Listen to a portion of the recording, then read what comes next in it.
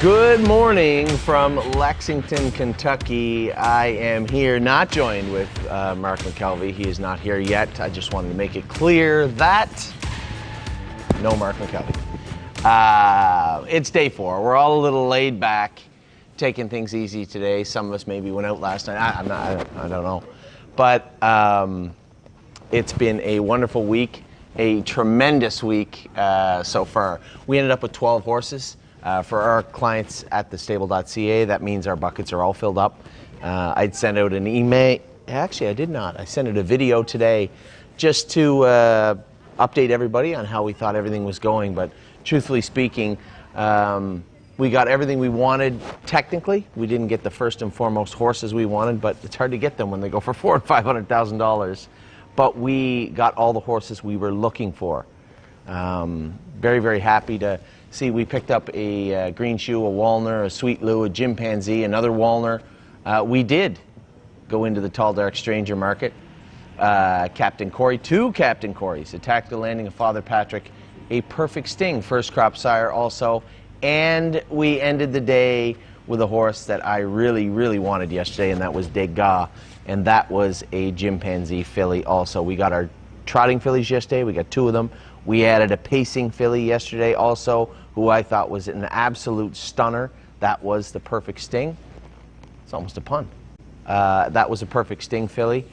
And just very, very happy with the way the week has gone. Tell you what I'm going to do, though. We want to make sure that we give enough videos for today. I'm going to step over to Preferred right here behind us. I'm going to look at 4 Ontario breds that are selling today that I want to look at. Cam's going to video them if they get the check mark from me. And we're going to bring those videos and a number of other videos to you. Mark will be along at some point soon, I hope. And I will, we both will get into action. But I wanted to come on and first and foremost say that I am on time, as I generally am. I was here at 11 o'clock. And now we're going to be heading over to Preferred. Curtis is going to bring you some updates of the sale purchases we've made so far. And Cam and I are going to step over, maybe get some free ice cream and look at some horses. So we'll be back soon enough to talk about all that is going on today, all that went on yesterday and the days before. But for now, we're going to take a short break. Only his name is Royal Flush Dio, a Walner colt selling very early on day number 1. This is the type of horse that would hopefully and possibly make up our premium type trotter, but he might blast well beyond that marker. Number 12, Royal Flush Dio, selling early on day number 1 here in Lexington, Kentucky. You walk him down for me, sir?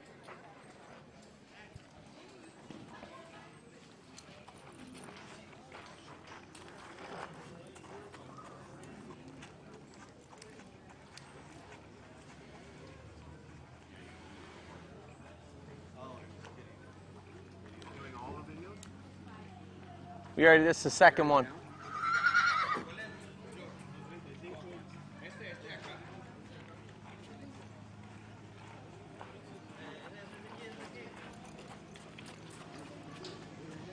Little late full, but I'll tell you one thing, she looks really, really nice. So this is Captain Luke's full sister. The second dam is a dam of Bunny Lake. You're not going to find many better bred horses than this one in the sale, I don't think. Man, she's a beauty too. You walk her down? She's put together really well. You know, we've looked at a lot of horses today. You see the Captain Treacherous once in a while, they'll be towed in, or the Poppy Robs. This one's not. She is really, really nice and well put together. So if you can forgive the June 8th foal, which doesn't really bother me that much. She's ready when she's ready. Some of them it doesn't matter. Some of them may need a little more time. But every horse is a little bit different. This filly looks very mature and very well put together for June 8th or any other month. So, number 78, Sweet Lake is her name. She is one good-looking filly and a very, very good-looking family. Hey, girl. I like her. As you know, he had a pretty good career himself. What did he end up making? Old picker. $192,000 US. Don't ask for more. The brother was a pretty good colt too. 78,000 made in America, 54. And then, of course, you get to the second dam. You have Moneymaker, who is obviously the dam of international money himself. So a strong family, a good-looking filly. And again, the first two were colts. This prenuptial is a filly also by muscle. I don't know what she's throwing. A dam of Hush Money, 2-year-old, 56. So, geez, lots of money and speed in this family. This is going to be an expensive horse. Day 2, Captain Corey filly, who's a sister to Pickpocket, selling here in Lexington. Can you walk her down one more time for me? What's that? Yeah, that's fine. That's why I got them. Which one? Wins does Pickpocket have? 7. 7. Oh, you took the steak one, did you?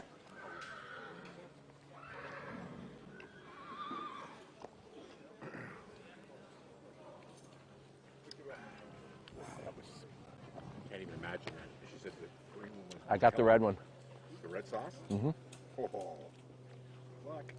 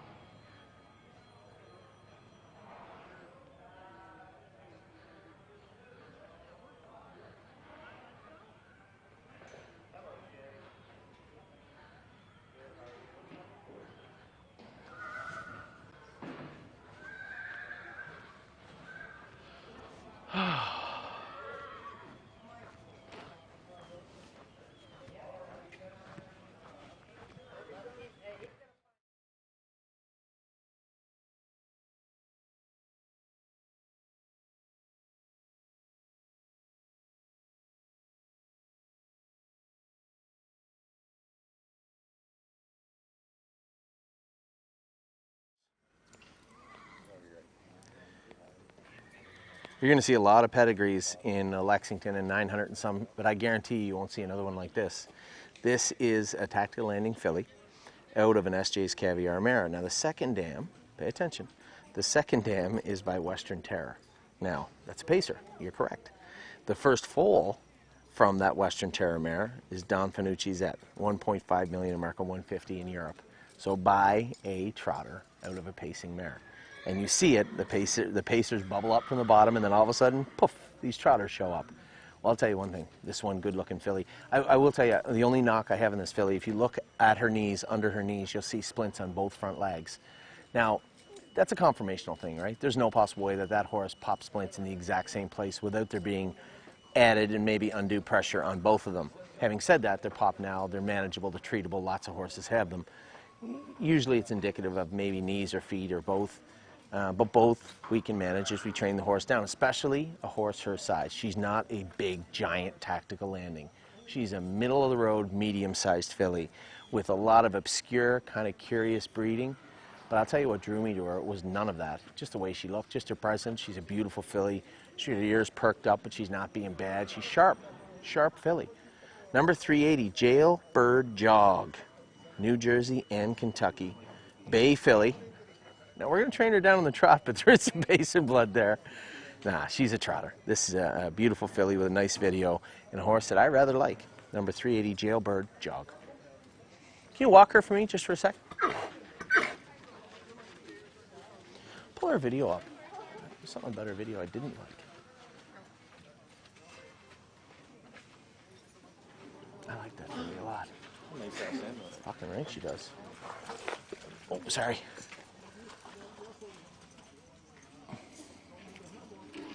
Just stands like she's... Rico Tubbs, number 383. Now, I'm doing my best. I got a ton of lists here. And what I'd like to do throughout the sale is write down horses that I think will be truly value-based horses. This horse got a big splint on the outside of his left front leg. It's nothing. It looks like he banged it on something. And the Father Patricks are kind of hit and miss and hot and cold for a lot of people. And when it comes to this guy, look at his breeding. Sonny Crockett's brother. There's good horses all throughout this family. And he is a father Patrick at the middle of sale. He's got a splint on that left front. He is imperfect, but not in a troublesome way at all. He just, to me, I just thought he was a horse that absolutely could fall through the cracks, and a horse that I would be very interested in. Number 383, he is and again, Pennsylvania only, April 7th, colt. Just a really, really good-looking colt, a colt that caught my eye right away. So the horse that I put on my watch this horse type list is number 383, Rico Tubbs. Single jurisdiction, as we talked about, April 7th, foal, well-bred, lots of money and pedigree all throughout the page. Just the type of horse we'd love to come home with at the stable. Can you walk him down for me, sir? Email at school because it has their own phone book. So teachers will leave an email. Give you the subject.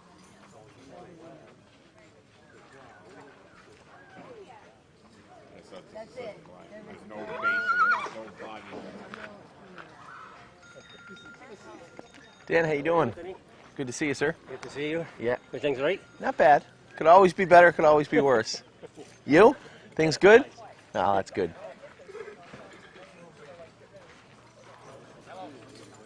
There's Dr. John Henry. Well, we have a whole lot of what we're not looking for today, but man, they're starting to look good. Perfect Thought. Now, I'll be honest, we certainly don't have much interest in Perfect Sting. This is New Jersey eligible. Now, Perfect Sting will dominate the New Jersey sire scene, I believe. Now, the New Jersey Sire Stakes kind of walled off. Not a lot of pacing sires there. Now, you will have to race against all. I watched one sell for 300, I think, yet on the first night. I'm sure there were more that sold for a ton. This horse, very interesting. We just talked about Captain Cowboy and who in the second dam is Big Jim, right? Well, this is a sister to that mother. Second dam, Big Jim again. This is a brother to True Blue Lindy, who took a mark of 49-2. No, paced 49-2, took a mark of a 3-year-old in 51, but more importantly to me, took a 2-year-old mark of 51-2 and made made 435. Wyatt J made 300,000, 20 wins by American Ideal. Lindy the Brave, just under 100, mark of 51-2 by Fear the Dragon. And Pink Jammies has 9 wins this year as a 2-year-old and a mark of 58-2 as a 2-year-old, paced in 55. So very, very strong family top to bottom, and this is a very good-looking filly in Perfect Thought. Now, they can't all buy all the Perfect Stings. And I don't want to buy a Perfect Sting, just say, oh, we got a Perfect Sting. But at the end of the day, I am in the business of buying good-looking horses, and this is one good-looking animal. Number 448, Perfect Thought, selling today in Lexington. What a good looker that is, eh?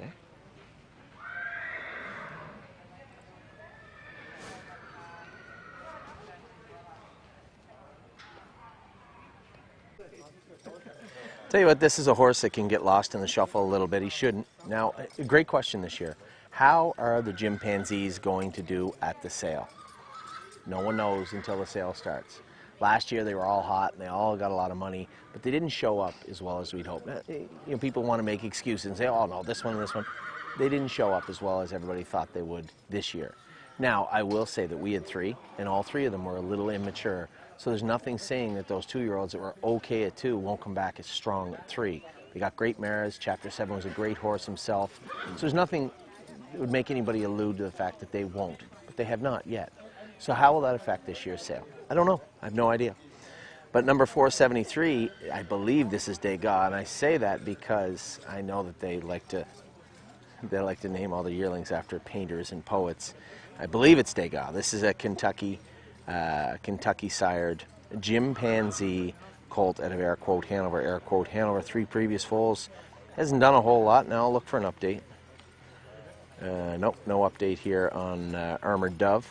But the second dam has Possessed the Will, A Plum Hanover. Third dam, Algiers Hall, world champion. Even down in the 4th is the dam of Carl. So you have a super strong foundation on the bottom of this family and an incredibly good-looking colt. Every time I look at him, there's just something about him. He just looks perfect when he's standing there. The same video that you're seeing right now. Hey, Steve. Rob, look at this horse. This is a really, really good-looking horse, way back at 473. Now, I'm going to be watching to see how the chimpanzees are selling. I personally don't think they're going to take much of a haircut. A little bit, but not much. But man, I would love to get a horse like this. This is a good looking colt right here. Number 473 Degas, selling on day 3, I believe, here in Lexington. Yeah. That's a fine horse. Yeah, that's fine. Nice looking longer.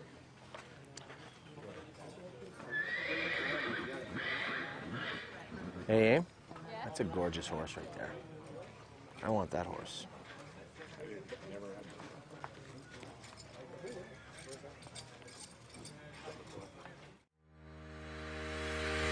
Own a little and love it a lot. TheStable.ca is an award-winning fractional ownership operation. Buy as little as 1% of a racehorse and experience 100% of the thrill. TheStable.ca makes ownership easy, accessible, and affordable. Communication and customer service are at the heart of everything we do. Get started at TheStable.ca.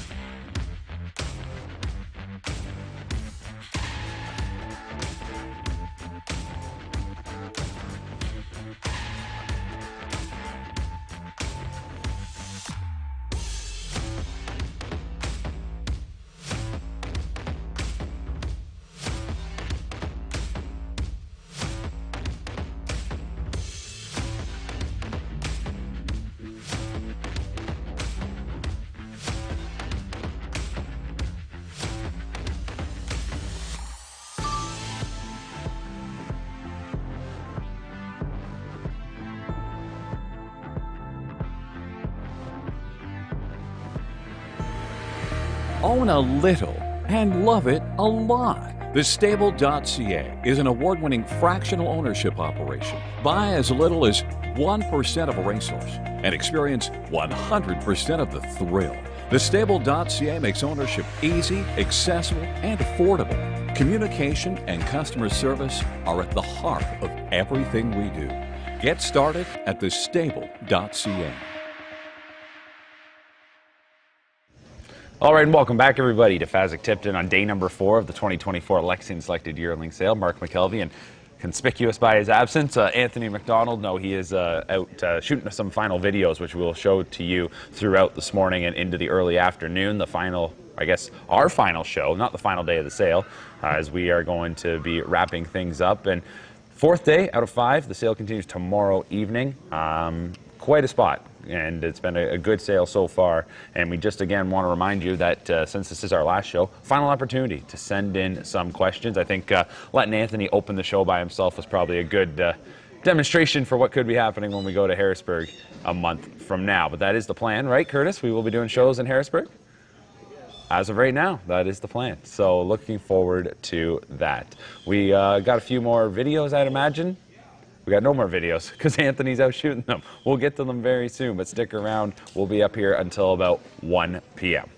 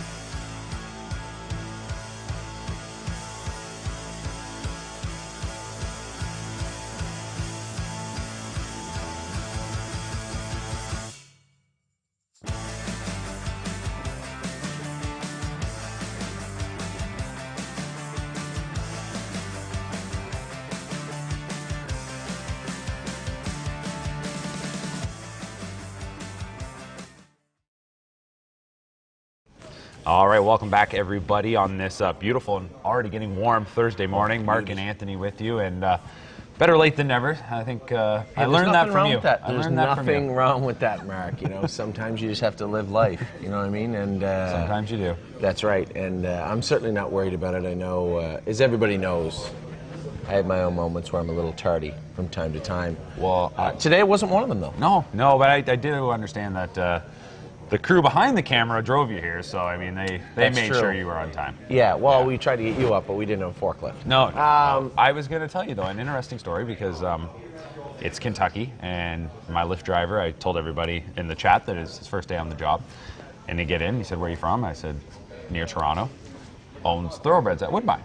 This gentleman does. This gentleman, and it's his first day driving Lyft. And he's a tough run at Woodbine owning thoroughbreds. He's got to supplement his income with Lyft. No, he said his wife was tired of him being in her hair, and he needed to do something. He retired. He sold his farm, so he's trying Lyft. I don't think he's probably going to come back for a second day. But no Lyft day. Well, he didn't know how to open the trunk, but it was his vehicle. But anyways, we get talking, and sure enough, he's knew a little bit about this as well, and asked how the sale was going. So you don't have to go very far. What's that? Yeah. No, I don't think he's watching. Yeah. Well, that's but anyways, cool. It was kind of an interesting little conversation, and I said, "How'd you end up with horses at Woodbine?" He said, "One time he somehow ended up with a Canadian bred, and I need to race it somewhere." And he didn't know anything about the program up there until then, but it just shows you, you meet somebody, and someone leads to someone, and a recommendation, and there you go. It's such a small world. You know, when I went to Australia, Daniel, who most people know from inside the stable and have met. I don't think you guys interviewed him this year. Not this last year, no, but we have, yeah. And he was like our chaperone when we were in Australia. He'd driving us all around, and he was on the board of directors at Menangle, which would be the Australian equivalent of Woodbine, I would assume. And ended up being a great client of ours and owns a lot of horses with us. So you never know, and I think that's where fractional ownership is important, right? Because you never know when you're going to cross paths with somebody that, hey, I might want to own a horse. Yep. And that very thing, that's how I met John Evans, is one of our biggest clients and a partner of mine now at the stable. And John was, owned a couple of companies in Ontario. His dad got back into horse racing, owning a couple of shares of a horse with us. He thought it was cool. He got involved with us, and lo and behold, I met one of my good friends and a partner now in the stable. And you just never know, especially when it comes to fractional ownership, and somebody says, "Wow, you got to be rich to own a horse." Not really. I mean, look around at the people that own horses with us. Everyday people, Lyft drivers, Uber drivers, things of that nature that own horses with us. And in the way you do it with fractional ownership, you allow people to budget. I don't need to tell you what you have to spend to own a horse. You tell me what you're comfortable spending owning a horse, and we can make it work for you. And that is the reason that fractional ownership works so well, is because you're taking away that Sport of Kings feel where I don't belong, I don't have enough money, to, hey, this is actually really for everybody. And when you can apply entertainment the way we do, the way you do, and Curtis does to that, well, the draw from the everyday person is immense. And that's the one thing that our industry has lost and continues to lose, is that market share they're really not even in yet, which is entertainment. Right. You think about how much you do work with the OHL, right? Yep. With hockey, and Curtis with basketball, and all those people that come to those games to be entertained, right? That's one night. Yeah. And how much they spend while they're there. You know as well as I do, to go to an NFL game or an MLB game or an NHL game, to be there for one night. That's expensive. Yep. It's an outing for your family or for you and your friends or just you.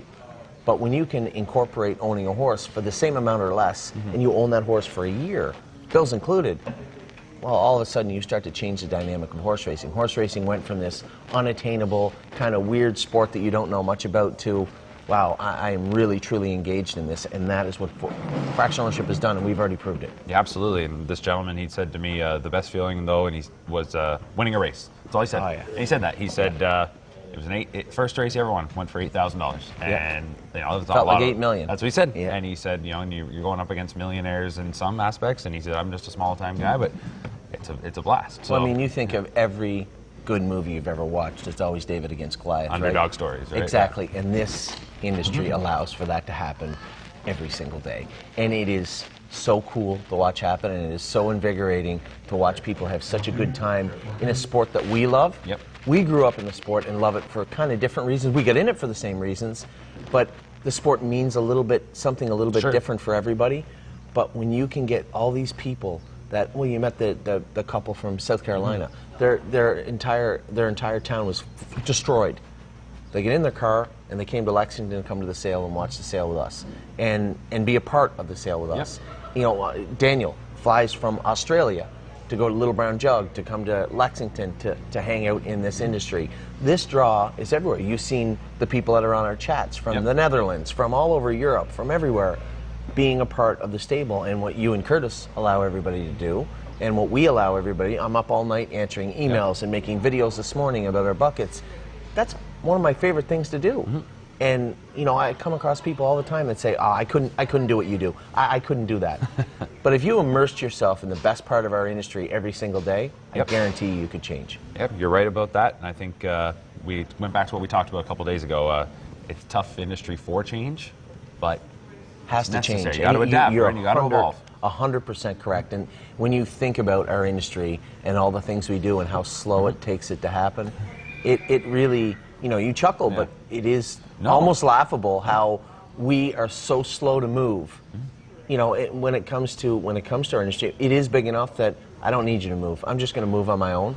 And you guys can either embrace it and say, hey, fractional ownership is something we would like to embrace as an industry and foster and help our trainers do, or don't. It's up to you. And when I look at the industry, I know their concern is backing one specific trainer or backing one specific organization, but you don't have to do that. You can download that onto your horsemen's associations and say, we are going to fund a fractional ownership pilot where we are going to help and foster fractional ownership through our trainers. As long as they're licensed, as long as they're upstanding, you know, citizens and trainers, we will help them foster their programs. Now, everybody has to do their due diligence. You think our clients just open up our Facebook page and like, oh my God, I have to spend $1 million. No, I'll have conversations and discussions with those people multiple times back and forth. I'll implore them, go on our site, tell me if there's something I'm missing or something that I'm not doing right or something that looks wrong to you. But do your due diligence. And it's the same as if, it's no different. And these aren't children. No. You know, to say, well, you know, I'm still worried. If I go out and buy a car, if I go out and buy clothing, I'm still going to do my due diligence. Is this somewhere that I want to shop at? And then you'll make your decision. And I think that is where we need to be as an industry. Put some money together. Our industry has enough marketing and advertising money. Download some of that to your horsemen's associations. Build and foster fractional ownership stables and plants with our trainers that are in place right now. I mean, how many times do we need to see good quality, hardworking people go from 50 to 30 to 20 to 10 horses and all of a sudden you see them working for someone like me? That's not the place the industry needs to be. We need to strengthen the core of this industry and branch out. And our good wholesome trainers and the stories they have, those will be the things that draw everyday people in. I guarantee you that. Yeah, you're right. I think the people that may not be for everybody, but the ones that it is for, they will take off. They will have success, like you said. You know, maybe they just need a little help getting going. But the ones that know, you know, how to be personable and how to, you know, and are hardworking, like you said, and good human beings, they'll make it work. They'll find a way. 100%. And it's the same as the owners. Fractional ownership isn't for everybody. No. We've had well, Andrew Harris is owner. Bill Pollock. The gentleman that's on the page with him all the time. Oh, he was our client. Okay. He left and went out on his own. His horse with Andrew. Good for Andrew. Good for him. Yeah. You know, Bruce Ehrman. You know, I wish them all the luck in the world. I would, and I say this to people all the time. It's not like people don't get upset with how we do things or the results we have, or they don't argue with me. Of course they do. My final suggestion to everybody that has ever left the stable is, I would rather you be angry with me and go somewhere you're happy but stay in the industry than leave the industry. And that's the most important thing, is that the stable is, and fractional ownership is, a gateway from the general public, a clear bridge, well paved and well lit, from the general public to our industry. And what people do inside that, that's up to them. And I think that's the biggest draw of fractional ownership. And I would implore and would hope that all jurisdictions understand the importance of this. You know, we were talking the other day about gambling. Yep. You watch the odds. Is there an even remotely more overbet stable than the stable? Other than, I think determination puts about 10 grand to win on every horse. But, but yeah, I know what you mean, yeah. But our horse, they got a fan base. Yeah, so when you look at horse racing in general, and you say, okay, how do we foster gamblers? Because you have incentives. The track are trying to draw people back in. I'm not saying that's the wrong way to go, but you're not going to draw people from single bet wagering or multi-bet wagering on sports in a sports book back into the racetrack. They're becoming two different animals. And you can try and draw them back in. That's your job. You should. But what I'm saying is we can manufacture gamblers also by bringing more people into the industry and turning them on as $2 bettors and then $5 bettors. Then it's the same thing. Know your limit and play within it. And we have tons and hundreds of clients that they may profess not to be gamblers.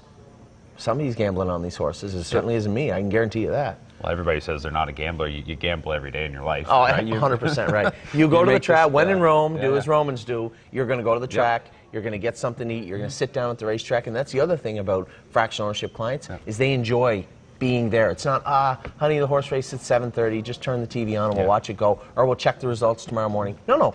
They want to see their horse race. So they're coming to your racetracks. They're buying your beer. They're buying your food. They're wagering on your product. And that is the base that you have, and you just don't know it. And if we foster that also, you think of all the aspects that fractional ownership can help this industry. This stuff's already been proven. This isn't, this is Anthony McDonald talking out his ass on TV. No. This is stuff we've already done. These are numbers you can look at. There's analytics to support what we're doing. And if you don't see the analytics, just use your eyes. You see the crowds of people that come with us here at the sale. You see the crowds of people that are in the winner's circles, whether it be an Ohio Fair race or whether it be Grand River Raceway or Georgian Downs or Mohawk. You see the people that are in the grandstand. You see the people that are in the winner's circle. Do that with 15 stables. Help your trainers in your jurisdictions. Do that with other stables and then see the results that you get at your racetracks on your tarmacs. That's an important message. Well, we saw lots of your clients come out this week and hang around and just want to take this all in. And we love doing this coverage, and we want as many people to watch as possible. But I'd also just love if our viewership went down, because that meant more people were coming here. Absolutely. And I would encourage it, is being here, right, and taking it all in. Before we get to some of the videos, I think Curtis is queuing some of those up. You were asking me about what do we got for some stats looking at the sale. We're through 3 days now, day 4 today. I'm just looking at the sire averages and just seeing who's kind of showing the way. Now, they don't break it down based on having to have a minimum amount of horses through the sale. So you're Ready for Money, for example, at one horse, 250,000. But the first one I saw, Walner and Chapter 7. There's been 51 Walners, 50 Chapter 7s, and 51 Walners, 50 Chapter 7s. 175 the average for Walner, 151 the average for Chapter 7. And that's still very healthy. We bid on a number of Chapter 7s and did not get any of them, but we did get at least one Walner, and he was below.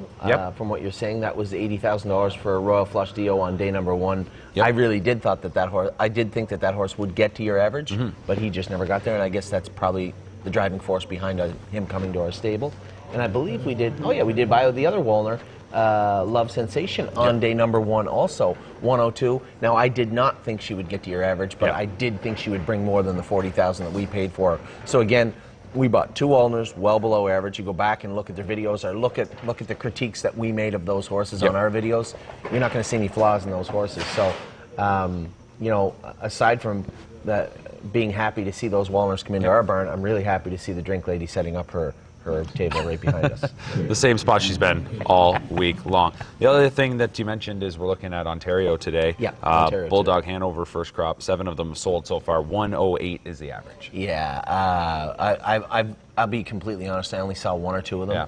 I was really blown away with how well they looked. If they perform on the track the way they looked walking into that ring, Bulldog Hanover, and you and I talked about this, Bulldog Hanover and Green Manalishi have a true opportunity to change the face of racing in Ontario for, I'm not going to say a generation, but definitely for quite a while. These are sires that appear to be making massive, massive waves in Ontario. And although Green Manalishi won everything in Ontario and hasn't really maybe shown up on the Grand Circuit market yet, as those mares get better, and they will, you may see a huge push forward from Ontario and back into Grand Circuit racing. And that isn't me saying that they haven't done. Ontario's always done well, always performed well in Grand Circuit racing.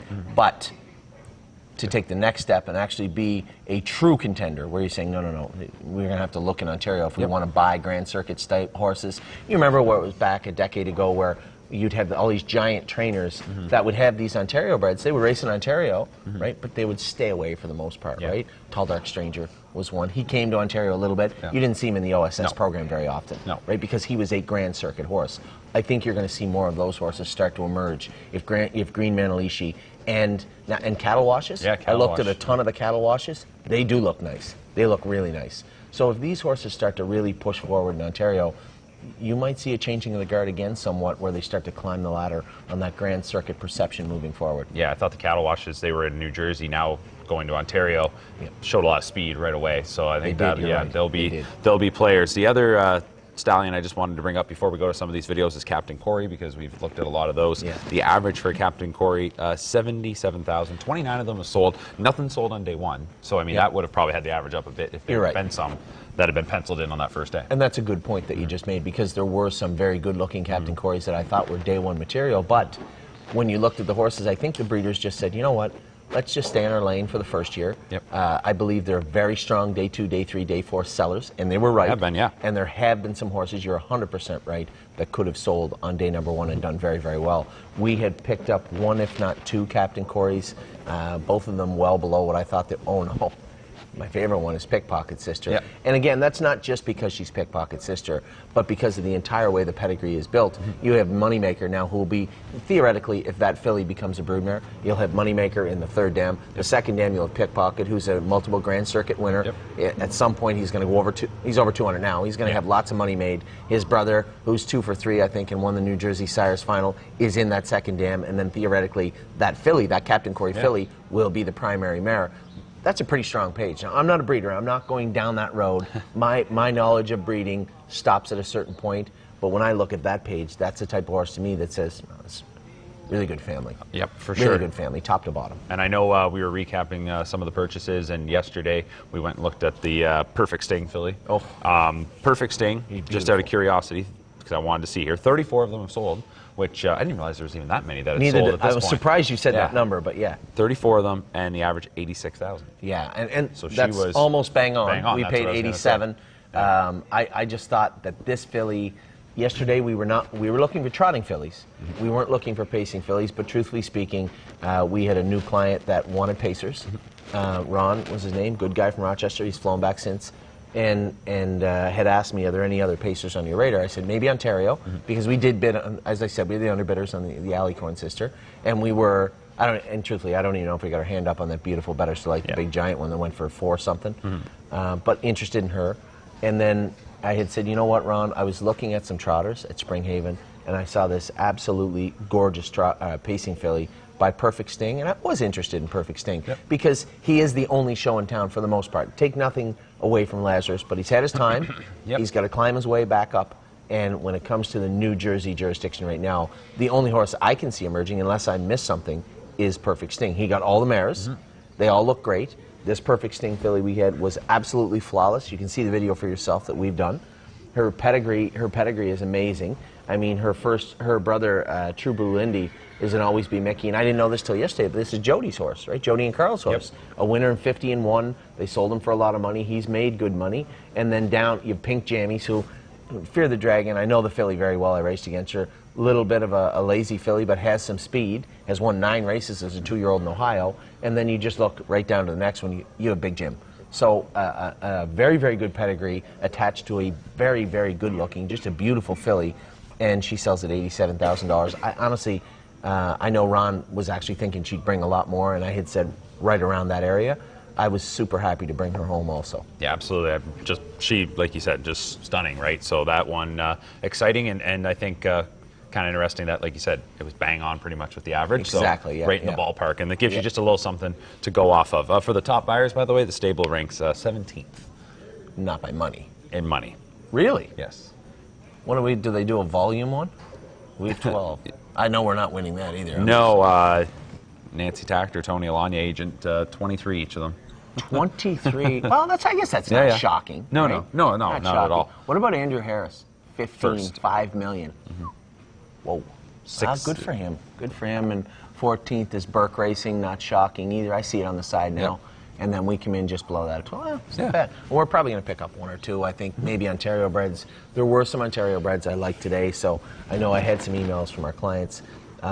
Because we acquire Ohio breds in Ohio, and the Lexington sale is a little more, wasp, go away, is a little more, that wasp is still in my face.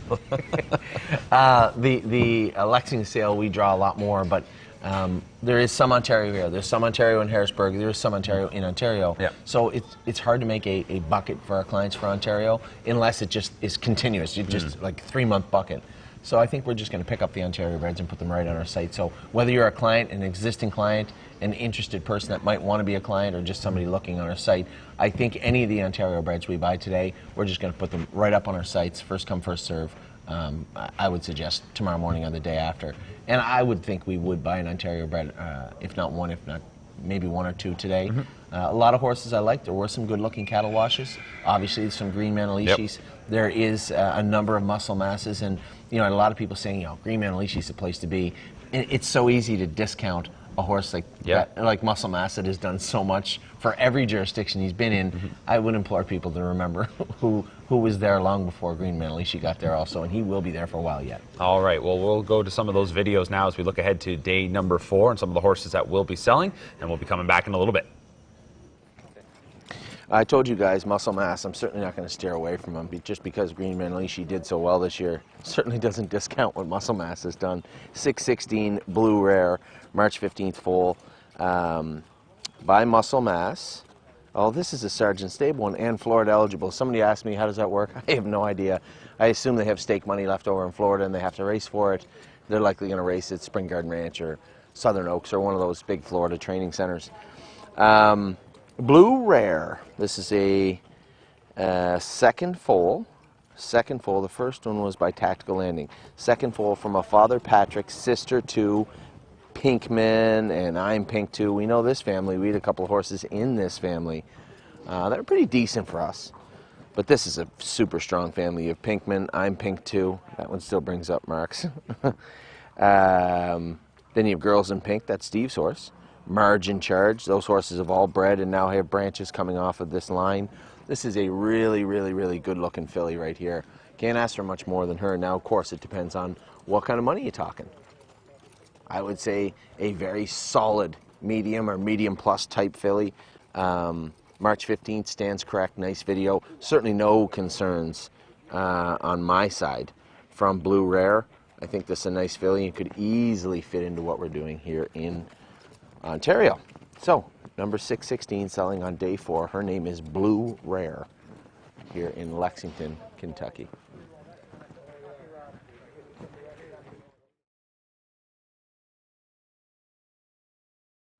Number 651, Riding the Rodeo. Now, when I looked at this horse, I'm like, yeah, his pedigree's okay. Not really what we're looking for, I don't think. A cattle wash, yes. The pedigree was suspect. Then I happened to look, and there's a massive update. Now, I know this horse, Riding the Waves. This horse is a very, very nice horse. Chris Lems drives this horse for Matthew Burkholder. Was a winner. Now, the update that on the catalog, it shows timed in 53 and 4, made 14,000. You're like, okay, whatever. But on the update, 2-year-old mark now of 150 and 4 and 30,000 made. Raced in the Sire Stakes, and I watched this race. This horse, I thought this horse was going to beat Burke's horse halfway around the last turn, and he just come up a little short. But this is a legitimate tall order in Ohio. This filly's half-brother. He is down by the seaside. This is a cattle wash, which obviously makes him a makes her a three-quarter sister to Riding the Waves. Now, you may not think that Riding Waves is a good horse because he doesn't have a ton of money, but trust me when I tell you, this is a deep division of Pacers in Ohio, and that is a very, very good colt. This filly looks immaculate. She's perfectly straight. She looks great. And as I said, when you look at the pedigree without any updates, you're like, nah, it's just an okay pedigree. But when you have the absolute 2-year-old right ahead of this one that has been so good, and we're looking to get into Ontario, and it's a tough place to get. You guys know it's a tough place to buy horses. I'm just wondering, is 651 going to fall through the cracks? I haven't seen Matthew Burkholder or Chris Lems here, so she very well may do that. Number 651, Riding the Rodeo. This is a horse huge update. This is a big, big update on this filly.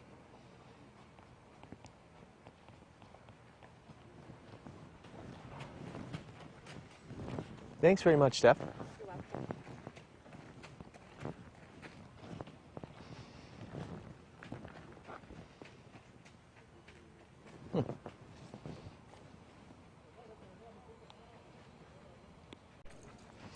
Number 675 is Hazel's Muscle.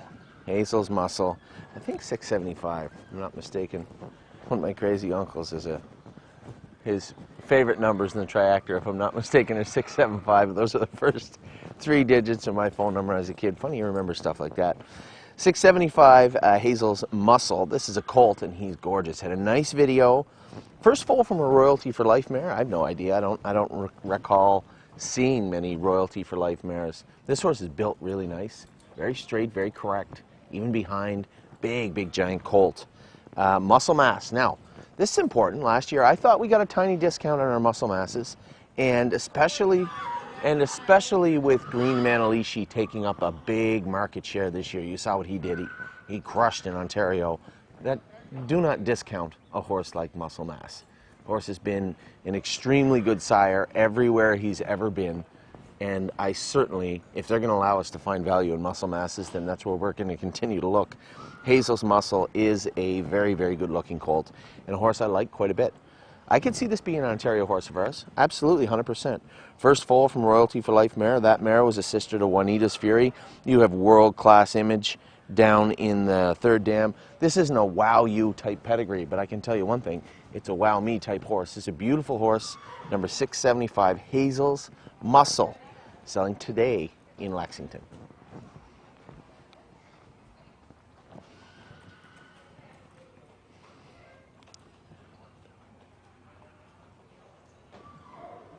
The impact that,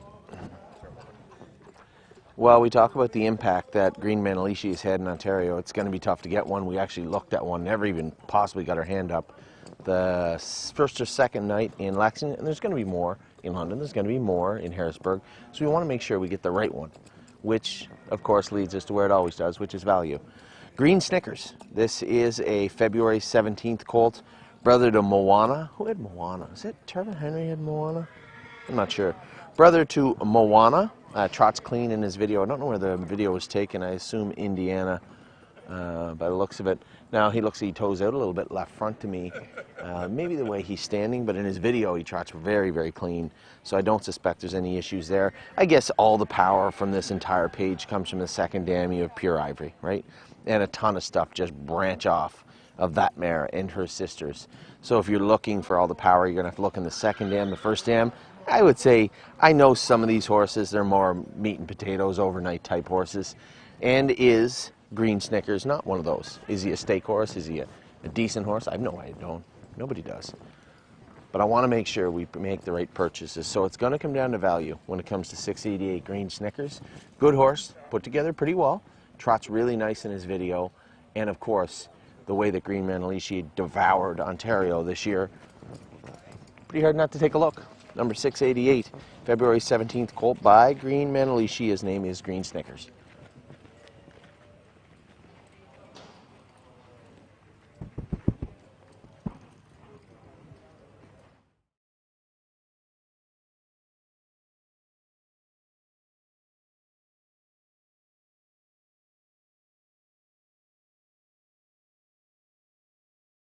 Number 693, Antonella, another muscle mass. Pretty head on this one. I would say medium build.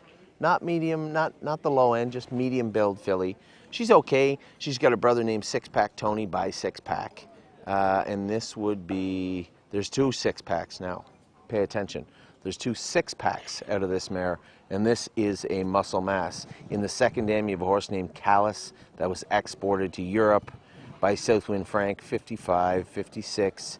Win 56 is a 2-year-old. And then you look in the third dam. You got to look all the way to the third dam to be super excited. This is where you get Triumphant Caviar and Prayer Session. Nice looking filly. Is she a monster? No. Is she an absolute must-have? No. She's a nice filly. Number 693, Antonella, selling here on day number 4. Can you walk her down for me, sir?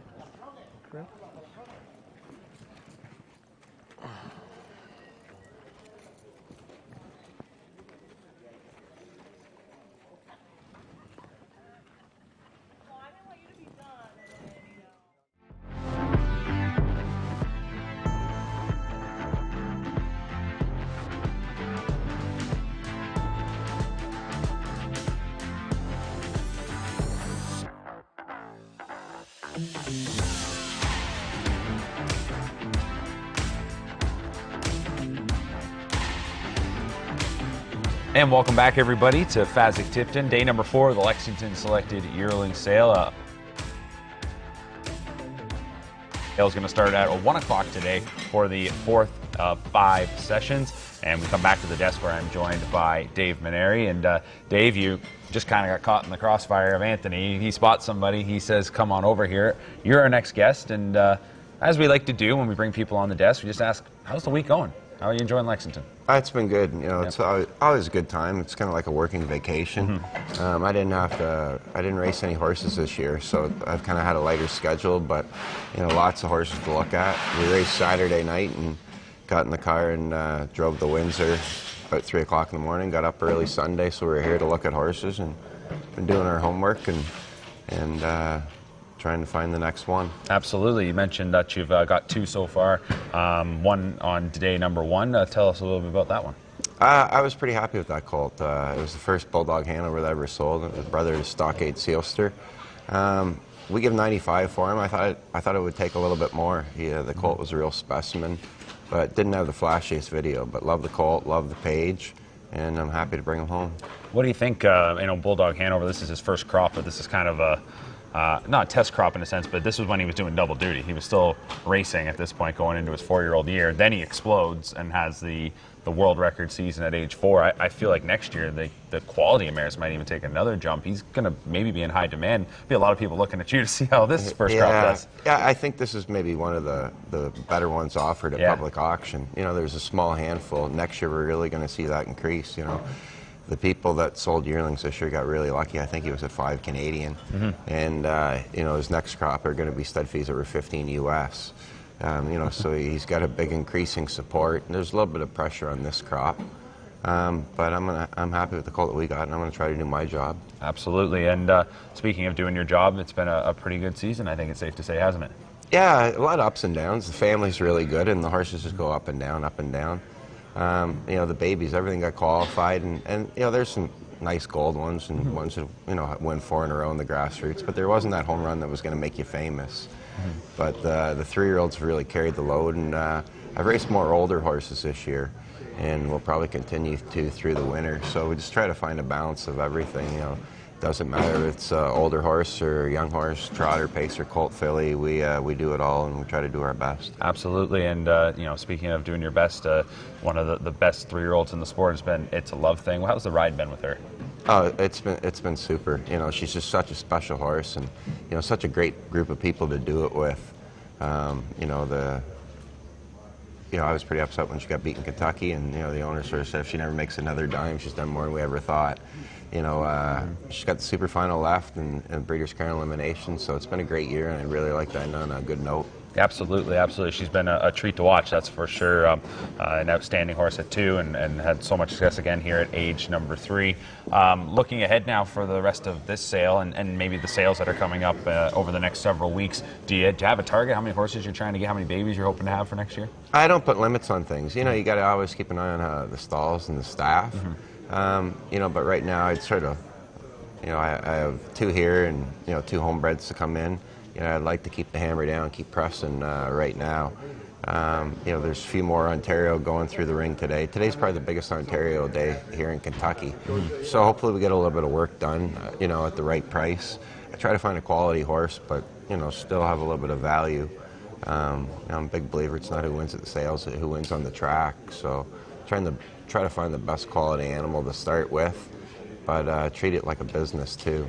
You know, so hopefully today and London and Harrisburg we end up with a nice number, and you know, when you're going through the sales, it's laying the groundwork for having a good year next year. So if you don't do well at the sales, it's going to be hard to do well next year. Absolutely. Well, we thank you for dropping by. Enjoy the rest of this working vacation, as you called it. Yeah. It doesn't get much better than this down here in Lexington. Thanks a lot, everybody. All right, we'll take a time out and come right back. Keeping with the bettor's wishes, this horse Pretty is good, way Curtis. back at the end of the sale. This is number 715, Ray's Wish. Now, Ray's Wish is a bettor's wish, and I'm very interested in the bettor's wishes. You know, I think the ones that I drove I really liked, and some of the other ones I watched race raced really well this year. I just don't know how well it'll be received. So again, I'm very intrigued with it. This is April 30th colt, not a big colt, but a chunky colt. I would say your typical Bettor's Delight line, your typical Bettor's Wish look to him. Just an okay looking horse. But I'll tell you what, in the second dam you have Duncan. That's Nick Clegg's horse, Duncan. Lions Legend, Thong, Hang 10 down on the bottom of this page. This is a really good looking colt with a really, really good looking family. And he's at the end portion of the sale. He stands correct, he looks nice. He's not a giant, but he is a blocky bugger.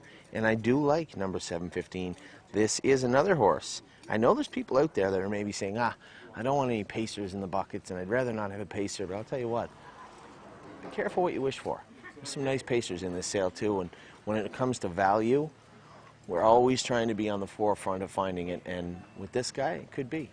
Number 715, Ray's Wish, selling on day number 4 here in Lexington. You don't like him?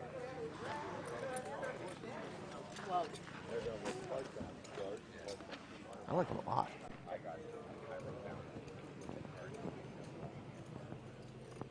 Number 716, Green Energy. A bit of a tricky one here.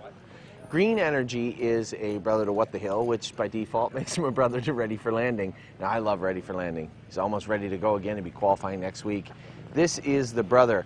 I guess if I look at him from the side, I think maybe a little cow-hopped, if I'm not mistaken. It's hard to tell.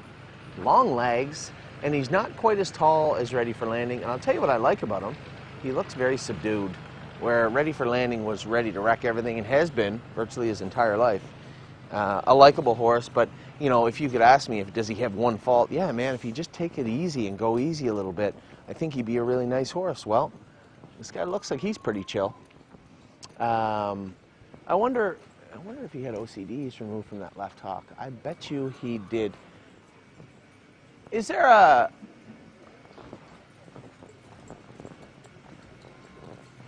medical report on him? Does he have any OCDs out or anything? I should have looked, I'm sorry. 716. I'm going to say OCD left hock.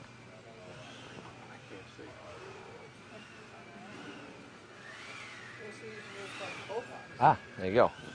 OCDs out of both hocks. So yes, OCDs removed from both hocks of 716 Green Energy, which really doesn't bother me at all. When you see that boggy hock a little bit, you say to yourself, well, when was it removed and will it matter? Many of our better horses have had OCDs removed. I'll tell you what it does. It makes me believe that maybe 716 Green Energy is attainable. He's smaller, a much more subdued version of his big, strong, crazy brother. And you know, again, Green Manalishi, what they've done in Ontario, and when I look at this horse, this should be an attainable horse. But knowing what Green Manalishi has done in Ontario, I'm not so sure. I'm mildly interested in number 716, Green Energy. I think, obviously, I love the family. But is he a horse for us? I'm looking at his video right now on my iPad. He is a good-looking horse and does have a nice video. Am I concerned about the hocks? No, we can manage those. We usually can, anyway. I've never had a horse weed OCDs out and then, you know, try to train them down and say, I guess it's OCDs, he's just not going to overcome them. I've never had that happen. So I'm well aware. Yeah, so OCDs out of both hocks on number 716, Green Energy. He trots clean, he trots nice in the video I'm looking at. Is there value here? I'm going to say yes. I'm going to say there should be. And he would be a horse that I'd be interested in picking up, but we'll see what happens today in Lexington. Number 716, Green Energy. May 15th colt, another dig on him. Wow, we might end up with this colt. The May 15th colt selling here on Lexington in day number 4. Here is another muscle mass. 727 trotting filly, Ontario sired. Her name is Demi Rose. Now, Demi Rose is a sister to Dabra Day, who was the best 2-year-old, or one of the best 2-year-old fillies in her division the year she raced. I see Hilltop Hawk has gone to Europe, the 3-year-old, and the 2-year-old Lily Grace. An update here. She is now a winner in 157 and 3. Second dam filly at Biggs made $655,000. Tons and tons of pedigree all through here, and especially with the update, that's always encouraging. You get a 2-year-old filly The sister, which is a full sister, now with a 2-year-old mark of 157.3. This is a bigger filly than the last one we looked at. She's going to be a big chunk of a mare and a very good-looking horse here on day number 4. 727 Demi Rose, a February 1st trotting filly, selling on day number 4. Can you walk her down for me? That's a nice-looking horse right there. So, the update I saw it, here. yeah. The producer? Did you see the producer? No. She's What's not up? on there. A daughter here that's not even showing on the page who's already got a 2-year-old in 54. That I did not see. That's huge. So that I missed. Is the mic still on, Cam? Yeah, of course it is. Steve just updated me and said there's a filly not showing on here that has thrown a 2-year-old that is 130,000 made in a market 54.2. So what that means is this filly's sister has already thrown a 2-year-old foal named, the filly's name is a Southern Lily, and she has thrown Starlit Frankenstein, 2-year-old with a 2-year-old mark of 154.2 now and $130,000 at catalog. It's a good update, Steve. Thank you.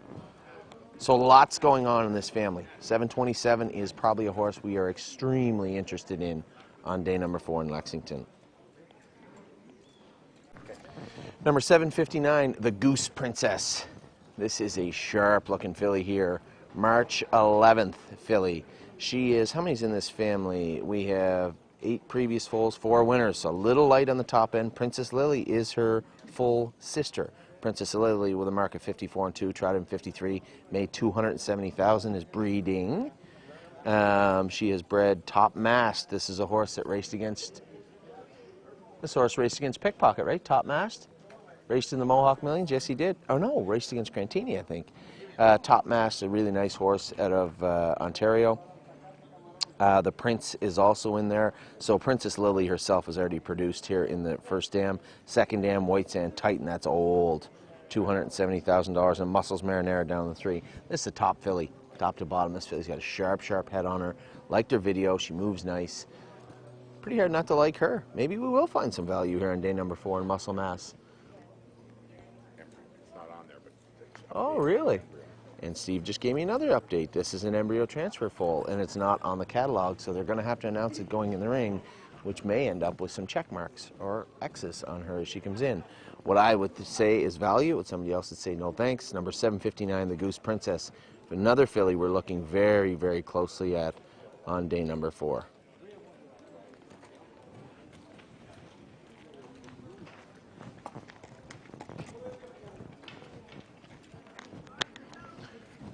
I'm going back down on the set. You coming? just waiting for it.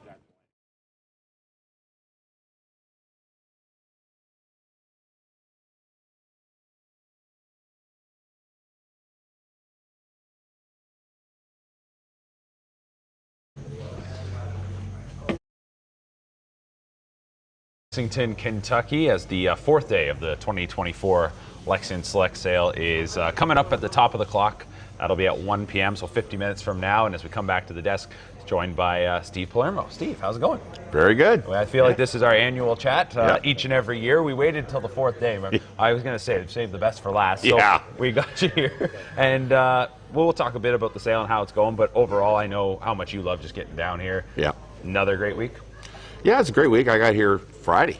Right. And had 2 days of the worst weather ever, and then things started to get better. We started looking at horses on Sunday morning, and probably seen 200, I would say. And yeah, it's been a great week.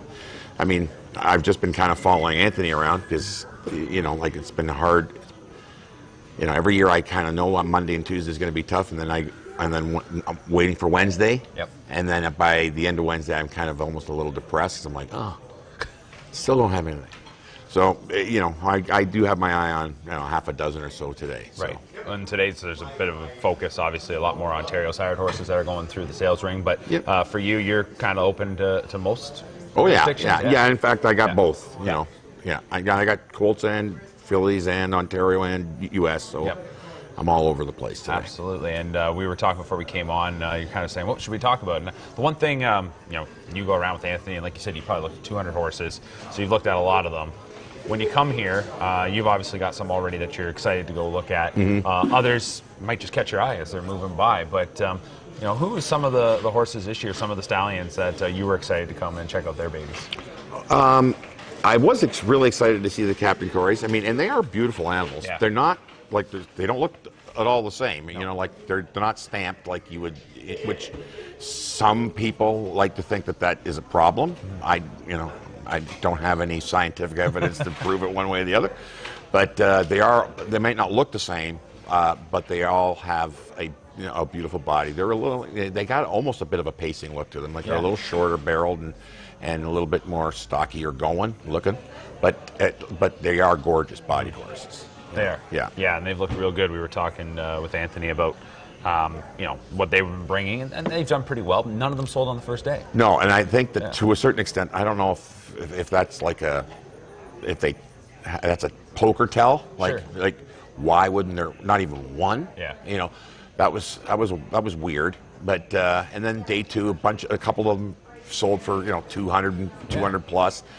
And then there was a bunch that fell through the cracks that Anthony was lucky enough to pick up and stuff like that. And they're good. And it's probably because, they don't know yet. Right? Yeah. And there are people that are just not convinced yet that that whole pacing trotting thing is working.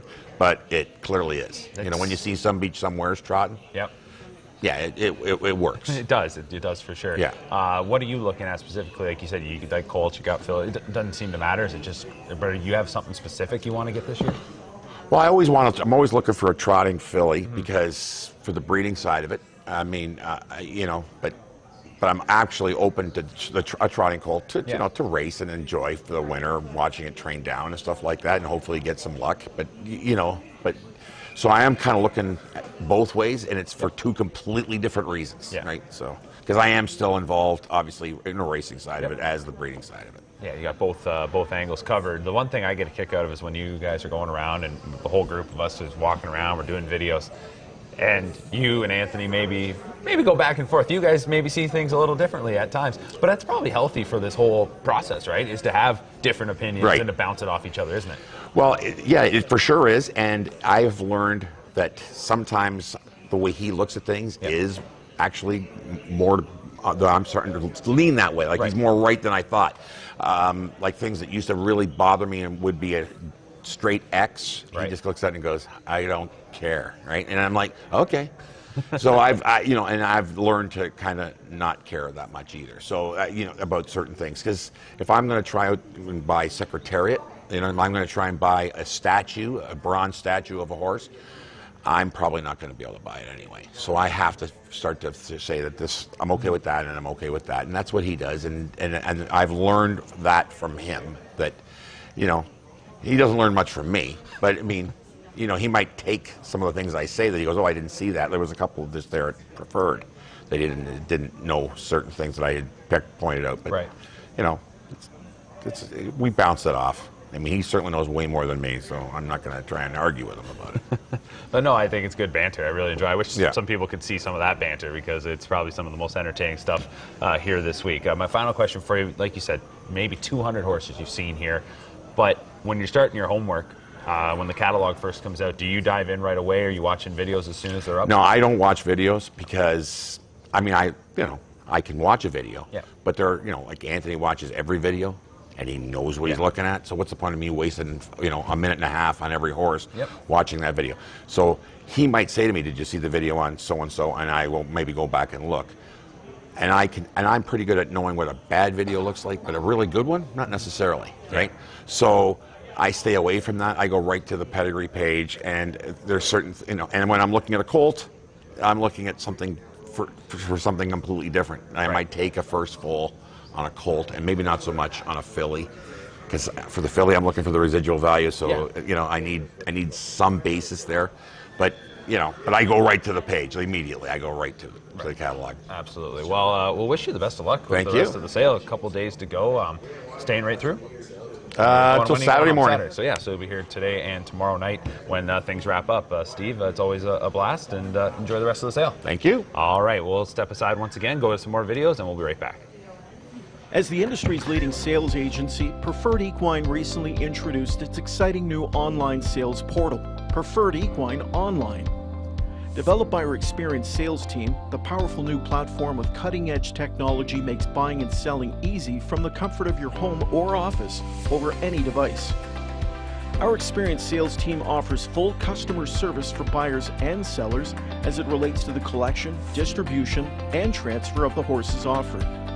Sellers can enter a horse as easy as 1, 2, 3 with a searchable database while allowing comments, photos, and other documents.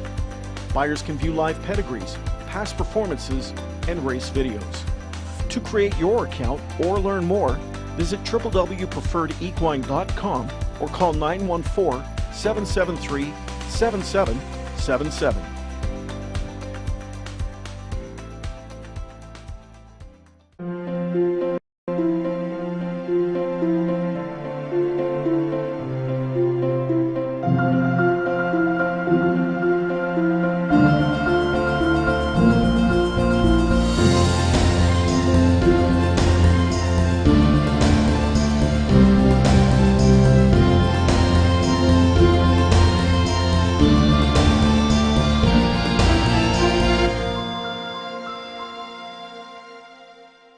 For over 25 years, Tara Hill Stud has worked with partners to help produce champion stallions. We are proud to have bred great racehorses like Fade Out, Shower Play, Precious Delight, and There's a Demon in Me. Our stallions, past and present, have had tremendous success while making a huge impact on racing across North America. Tara Hill Stud, where champions stand and champion yearlings are raised. Log on to TaraHills.com.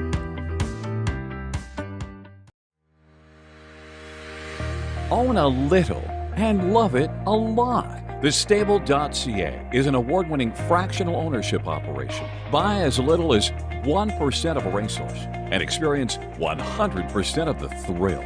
TheStable.ca makes ownership easy, accessible, and affordable. Communication and customer service are at the heart of everything we do. Get started at TheStable.ca.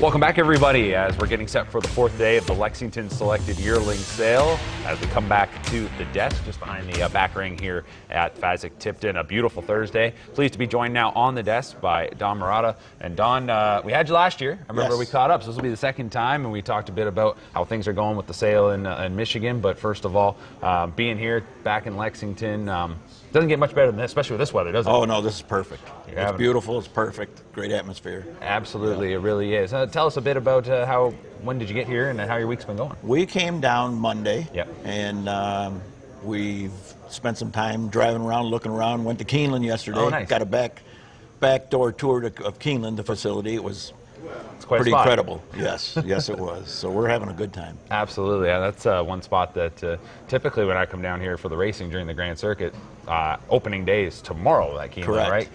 You'd love to get over there. Most of the times I have to stay at the Standardbird track, but it's something to see, isn't it? Oh, it's have you been beautiful. there for the races before? I never have. Yeah. It's 3,000 acres, I understand. Yeah, it's truly remarkable, and a spot that races 4 weeks in April and 4 weeks in October, and they just absolutely jam the place. Speaking of beautiful spots, this place here at Fasig-Tipton is just an unbelievable facility for this sale.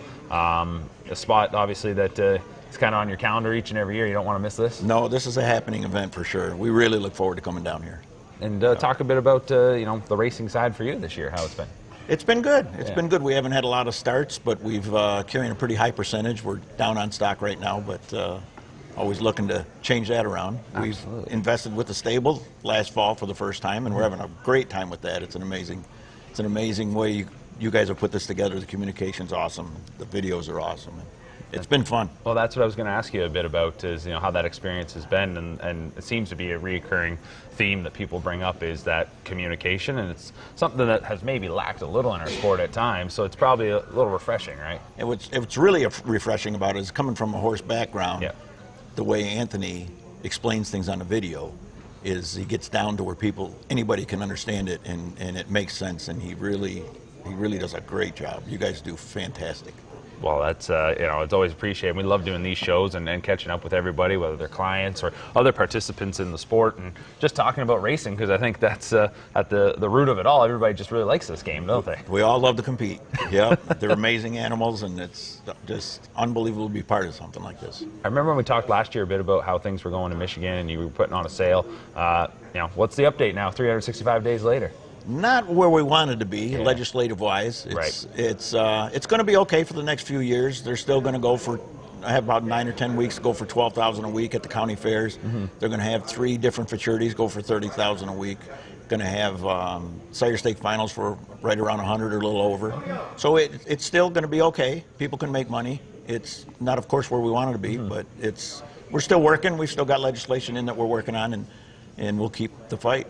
The one thing about the stable is they've got horses kind of everywhere, and that's kind of opened my eyes a little bit to what's going on in Michigan, because I'll see an update or I'll see a video. But how many fairs are there, and how long's the season? 9 fairs. It starts the first week in July, and it just ended last week. They had our last fair, yeah. So the window's there, and so for the folks that are racing in that area, where do they go after or before? Is it back into Ohio? Is it kind of from? How big is that pool of people that are racing in these fairs? And the pool is shrunk, of course, especially with older horses. Right. The colts, we have a resurgence of colts. When we had this legislation in the process, everybody took a step forward and made some investments. Mm-hmm. My wife and myself have made some pretty large investments in stallions and stuff, and a new breeding farm opened up there, and the amount of colts are more than twice of what they were 3 years ago. And they do ship to Ohio. Well, we ship to Ohio. Yep. We ship, wherever we got to go. We go to Indiana. Northville Downs, of course, most people know have closed permanently. Mm-hmm. They're trying to put something together with one of the county fairs to conduct a parimutuel meeting at a county fair for the next couple, 2-3 years. It's still in the works. It's still young in its infancy and putting the whole thing together, but they're working on it. They do have an application in for dates for next year, which is a good thing. So if they get dates and if everything goes through, I think their plan is to run 2 days a week before our fair season runs for about 5-6 weeks, and then another 5-6 weeks after. Okay. So the opportunities are going to be there. I don't know if they come this year or next year, but they're there for the colt stakes. And they do run some overnight races, too, at the fair, so some of the overnight horses get to race. That's good, and I think the one thing we talk about in this game is passion, and it sounds like, from yourself, I can feel it, but I imagine back home there's quite a few people that, they're working hard to make this thing go. They're diehards, to the core. It's been forever in Michigan. It used to be the pinnacle, one of the pinnacles in the country, Right. And it's just the people have lived it their whole lives, and they're passionate. They're resilient and they're passionate. That's really good to hear. Really, really like it. Wishing you the best of luck going forward there, and maybe that's a stop. I'll get our producer Curtis to put that on the schedule next year. We got to get to one of those fairs, okay? Okay, yeah, he's penciling it in. Don, thanks so much for doing this. Good to catch up with you. Enjoy the rest of the week. All right, thank you. All right, we'll be right back. As the industry's leading sales agency, Preferred Equine recently introduced its exciting new online sales portal, Preferred Equine Online. Developed by our experienced sales team, the powerful new platform with cutting-edge technology makes buying and selling easy from the comfort of your home or office over any device. Our experienced sales team offers full customer service for buyers and sellers as it relates to the collection, distribution, and transfer of the horses offered. Sellers can enter a horse as easy as 1, 2, 3 with a searchable database while allowing comments, photos, and other documents. Buyers can view live pedigrees, past performances, and race videos.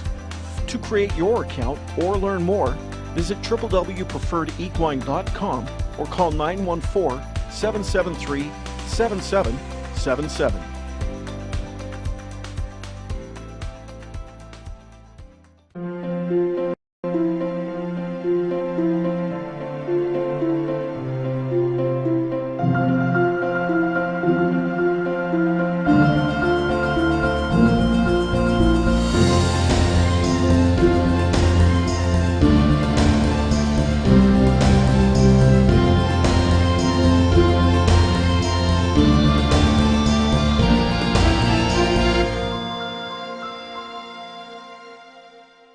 For over 25 years, Tara Hill Stud has worked with partners to help produce champion stallions.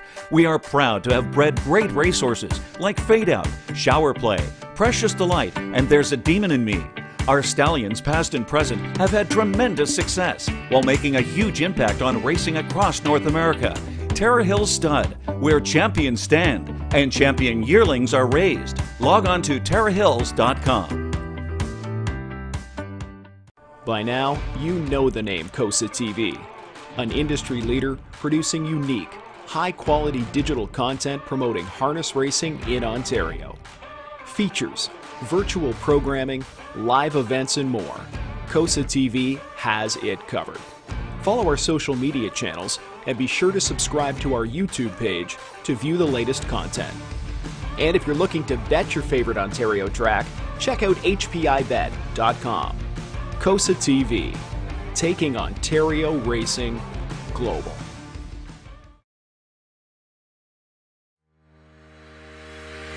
Own a little and love it a lot.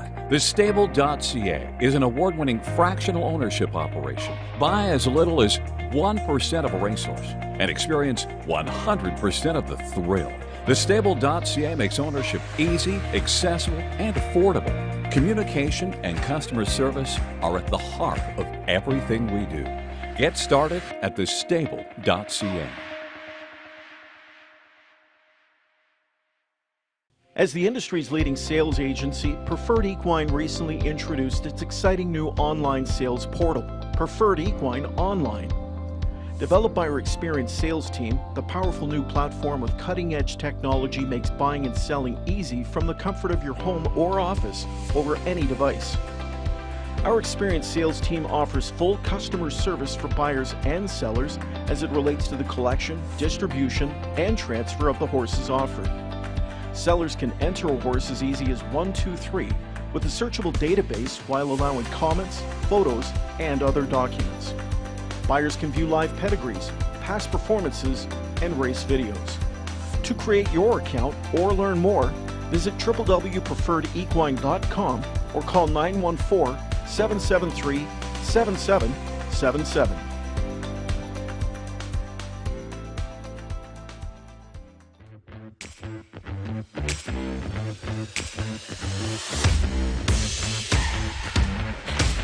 All right, everybody, we're getting closer to the start of the fourth day of the Lexington Selected Yearling Sale, and as we bring you back in to Fasig-Tipton, Mark and Anthony with you once again here on the desk, and Anthony's got the business on the go. It never really slows down, so no, got a lot happening there, but I want to get into a couple topics in a second, but I want to talk first about Steve and then Don, who I interviewed. Yeah. Know Steve very well from our experiences Good in guy, these trips, Steve, yeah. and Steve's an awesome guy.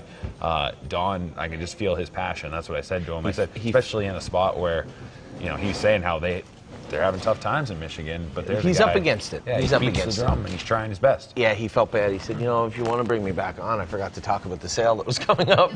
And I said, no, we'll talk about the sale. I mean, we bought 2 horses in the Michigan sale last year, and whether it's Minnesota or Michigan or Illinois, we do our best to keep our foot in the door. And, I have to remind all our clients sometimes that we are doing the best we can in the industry, right? The stable is about owning horses and racing them, but if you look at how we do it, we bring people in from all over the world to own these horses. We have trainers that if you look at our guys, it's not that they couldn't do. Of course they can do anywhere and race anywhere. A guy like Jason McGinnis, Menary Polton, and Dominic Ledoux, these people can race anywhere, but they weren't. Right. And we want to make sure that we as an industry try to spotlight and use people that should be used, right? It's easy. We could just all say, we're going to give all the horses to Aki and Ron Burke, and everybody's going to race, and it's going to be cool. But it makes for kind of a boring industry. Not to take anything away from those two gentlemen, but there's a lot of trainers that have slipped. And I don't mean they themselves have slipped, but slipped down the ranks because of they just couldn't procure owners, right? They've lost that opportunity, and there is a way forward for them. And fractional ownership, like I said, I can't. This isn't me about plugging the stable. I don't care if you ever use the name TheStable.ca again, but when you're talking about fractional ownership and what it can do for this industry, there isn't a dark corner it can't shine a light on, and a low point it can't prop up. And You know, that is what the stable is about. And I have to remind people that sometimes. You know, we'll have horses racing someone, they say, well, you know, so-and-so racer, oh, well, you know, so, well, it's the same as me. Dexter Dunn's racing there too. You know, it's, you know, it's nice to have, you know, a guy like my brother James, who's the leading driver in the world, or one of the leading drivers in the world, I should say, right now. And it's nice to have quality, top-of-the-line people, but we would like to be able to help people get there also. And that is a goal of ours, is always to try and help the industry, whether it's the owners coming in. And listen, this is self-serving. Obviously, if you help the stable, you help Anthony. But this isn't about the stable. This is about fractional ownership. And I would hope other trainers would at least think about it and say, hey, how do I go about doing this? And we're not really in a position and a platform to put other trainers on it that aren't stable people right now. But the platform is there. And it would be nice if other jurisdictions would say, hey, how do we go about helping our trainers? How do we go about helping our people get better? I know I will give a shout out to the Michigan trainer, I would have got his last name, Tim. He does videos all the time, puts them on Facebook and puts them on YouTube of him training the horse and jogging the horses. It's really cool. It's really informative, and I find myself watching it sometimes. That's the content that people love to see. Definitely. You know, I provide it as much as I can, but I enjoy watching it also. And our industry is so short-sighted and shorting itself that we just need to stop, take a step back, and look at how we can make our industry better. And we need to stop trying to figure out how to bring more millionaires into the industry and start getting back to the grassroots of the industry. The millionaires will come, and you just have to focus on what we're doing. Quantity, right? Like that's quantity. You know, you would rather have. I know we usually say quality over quantity, but in this case, well, you're not going to judge. The quality's going to get better if there is. You're not going to judge the quality of our people buying our product by how much money they have. You know, I had somebody tell me one time, they said, Anthony, you know, you don't market towards the richer people. And I said, what are you talking about? He said, you don't do anything geared towards people that want more and have more and really want to build. And I said, well, I don't have to. He said, what do you mean? I said, anytime you see poor people have more fun than rich people, it's its own advertising. So you don't have to. This game is tremendous, and it is a huge rush for everybody on every scale financially throughout the world, and it's being underdeveloped by the people that are supposed to be. And that's not, that sounds like a dig, but it isn't. It needs to be explored.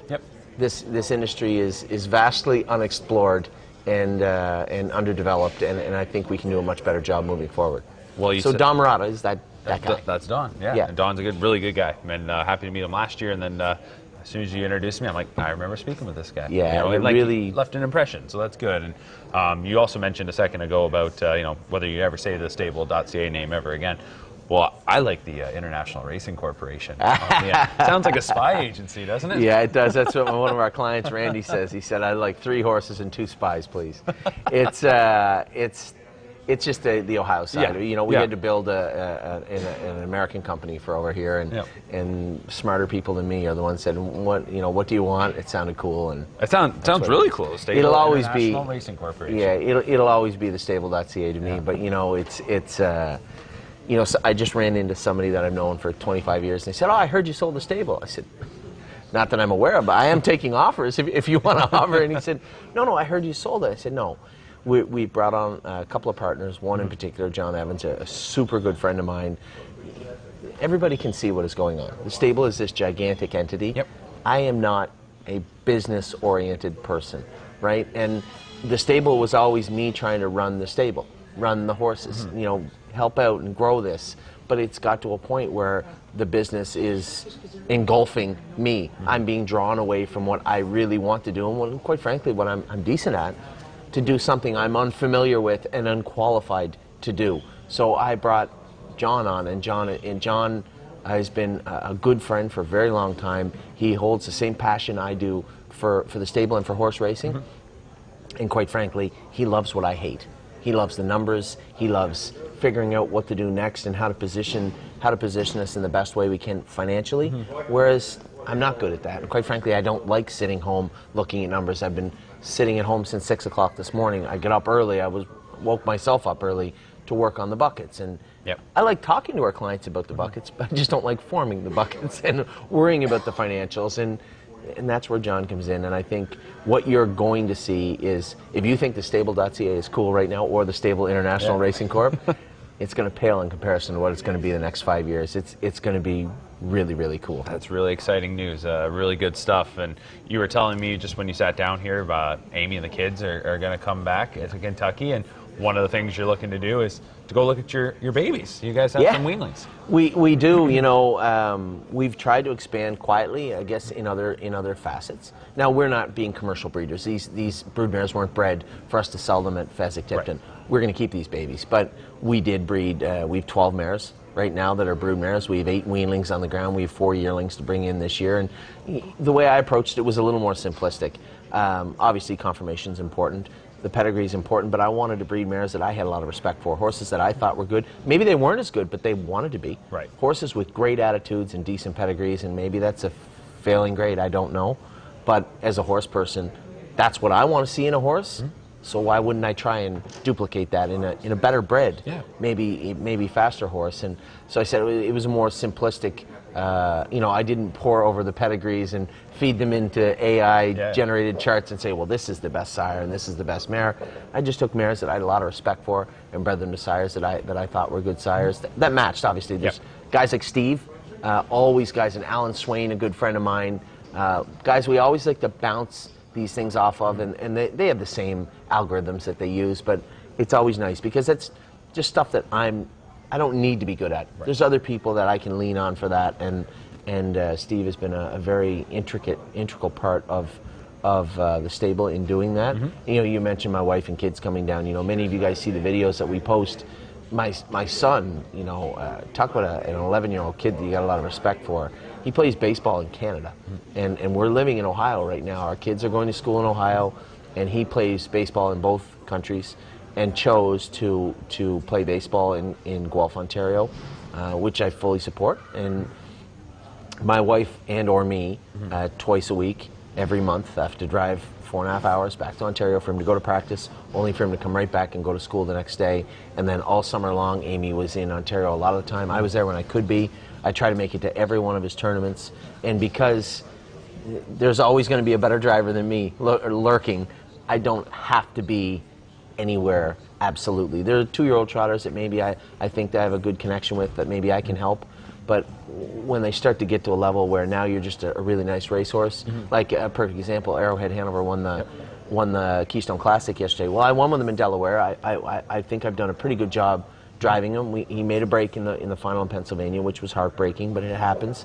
And aside from that, has a pretty crystal clear year.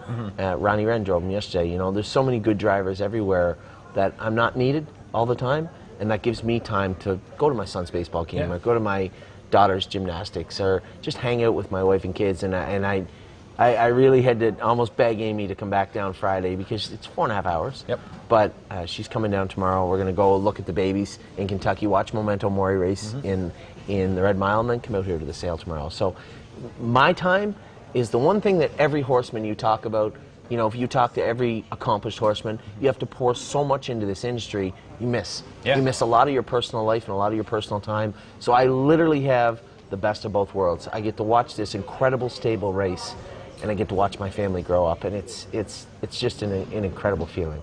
And that's it. Someone once said you got to have a good work-life balance, right? And that's what it's tough. And it's very tough. It's very tough in this industry, man. It really, really is. And I'm just so blessed to be able to do that. And you know, of course, the added enjoyment of watching my brother James do so well, my brother Mark, it do so well all the time, and I feel, you know, you always hear people say, oh, thank God, I'm truly blessed, but you know, I get a healthy family and a great job that I love, surrounded by great people, and it's great, you know, to watch, you know, Curtis do his thing with you know, with editing and graphics and all the cool stuff that he does. It's hard to believe when you come from a little town like Kingston, Prince Edward Island, and you have so many brothers that have accomplished so much. It's truly incredible to watch. Absolutely. Well, we're going to take another timeout. When we come back, we might have one more special guest, and then Anthony will be back, and we'll put a bow on our Lexington Live coverage this year. It's been a lot of fun, so don't go anywhere. Still a little more coming up. We need one. As the industry's leading sales agency, Preferred Equine recently introduced its exciting new online sales portal, Preferred Equine Online. Developed by our experienced sales team, the powerful new platform with cutting-edge technology makes buying and selling easy from the comfort of your home or office over any device. Our experienced sales team offers full customer service for buyers and sellers as it relates to the collection, distribution, and transfer of the horses offered. Sellers can enter a horse as easy as 123 with a searchable database while allowing comments, photos, and other documents. Buyers can view live pedigrees, past performances, and race videos. To create your account or learn more, visit www.preferredequine.com or call 914-773-7777.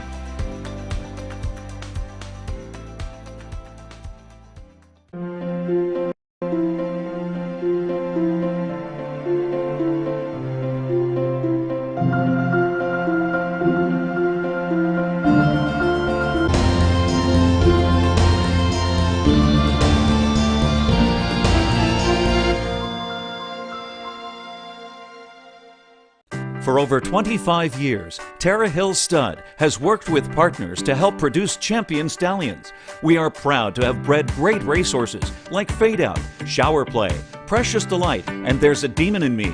Our stallions, past and present, have had tremendous success while making a huge impact on racing across North America. Tara Hill Stud, where champions stand and champion yearlings are raised. Log on to TaraHills.com. By now, you know the name COSA TV, an industry leader producing unique, high-quality digital content promoting harness racing in Ontario. Features, virtual programming, live events, and more. COSA TV has it covered. Follow our social media channels and be sure to subscribe to our YouTube page to view the latest content. And if you're looking to bet your favorite Ontario track, check out hpibet.com. COSA TV, taking Ontario racing global.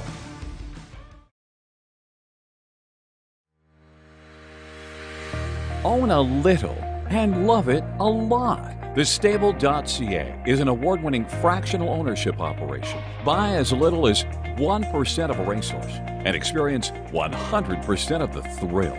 TheStable.ca makes ownership easy, accessible, and affordable. Communication and customer service are at the heart of everything we do. Get started at TheStable.ca.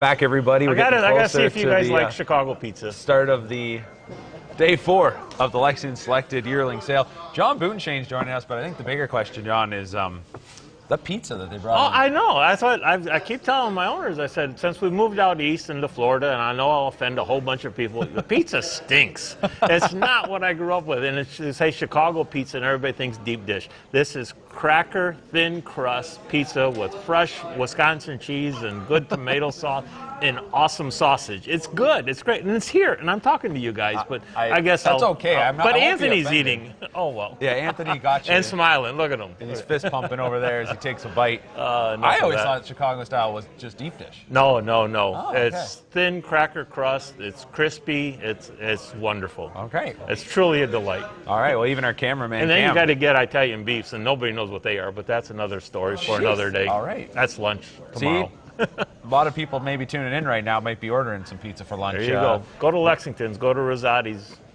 There we go. All right. Well, John, we won't hold you up very long because I know you want to get into that pizza, but I think it sounds like you probably just got caught in Anthony's crossfire because that's how you ended up here. I think a lot happens once in a while. You get wrangled in here. We've done this before. I'm not the only one, probably.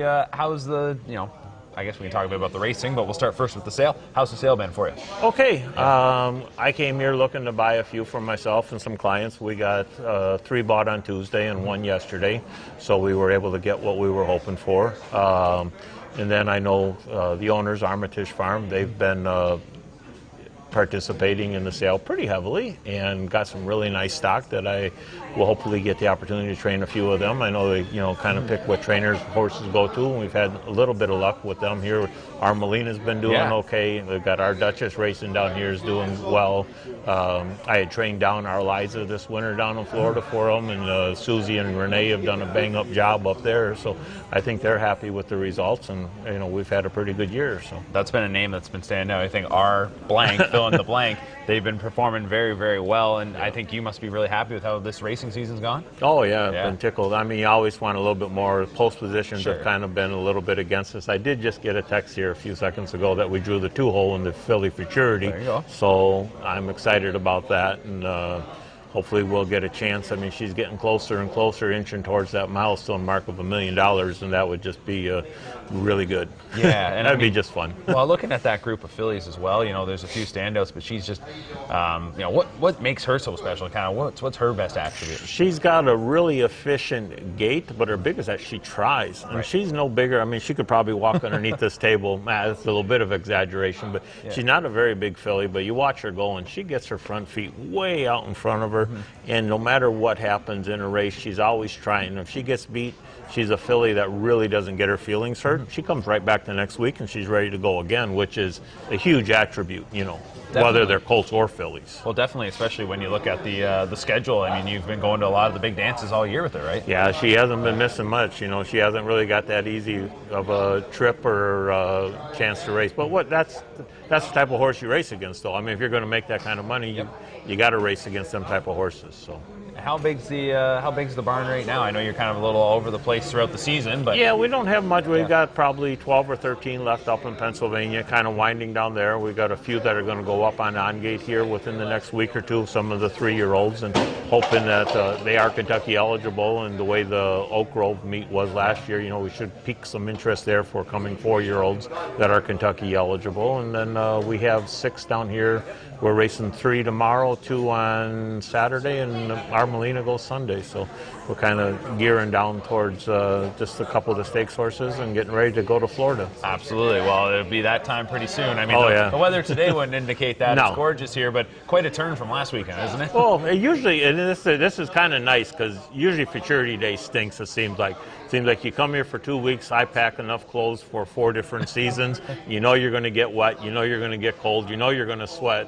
You just hope you hit a couple of nice days. And the way it worked out last week was a bummer of a week, and we're bang up here now for this weekend. It looks wonderful, It does look beautiful. I mean, it's sunny, perfect day, great day for a sale, and a good day, or a good weekend, looks like, for some racing. John, appreciate you dropping by and doing this. Best of luck, especially through the weekend here with the 6 that you're racing and the whole rest of 2024. I appreciate that. Thank you. All right, John Boot and I'm going to go eat pizza. You'll get some of that pizza right now. We'll take one last break and come back and wrap up our coverage.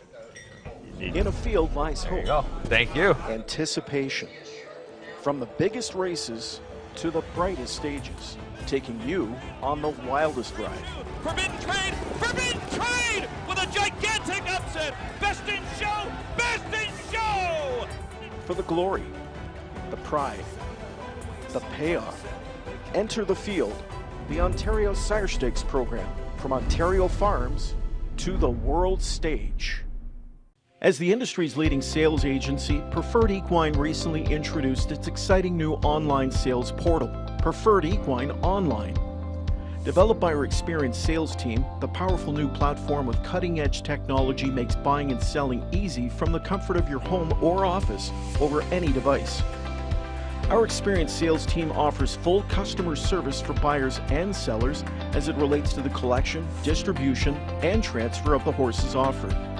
Sellers can enter a horse as easy as 1, 2, 3 with a searchable database while allowing comments, photos, and other documents. Buyers can view live pedigrees, past performances, and race videos. To create your account or learn more, visit www.preferredequine.com or call 914-773-7777.